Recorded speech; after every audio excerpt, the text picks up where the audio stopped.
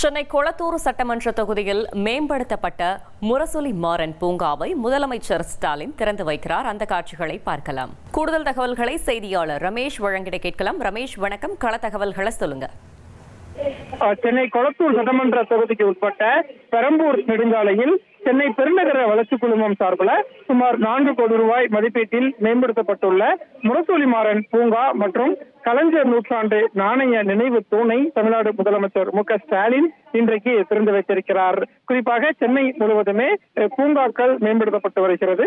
அந்த வகையில தான் கொளத்தூர் சட்டமன்ற தொகுதிக்கு உட்பட்ட பெரம்பூர் நெடுஞ்சாலையில முரசொலி மாறன் பூங்காவும் மேம்படுத்தப்பட்டிருக்கிறது. அறிவியல் மற்றும் தொழில்நுட்ப கல்வி சார்ந்த விளையாட்டு அம்சங்களுடன் கூடிய ஒரு பூங்காவாக இந்த பூங்கா மேம்படுத்தப்பட்டிருக்கிறது.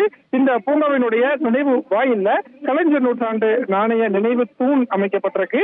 அதனையும் பூங்காவையும் முதலமைச்சர் மு.க.ஸ்டாலின் இன்றைக்கு பொதுமக்கள் பயன்பாட்டுக்காக திறந்து வைத்திருக்கிறார்.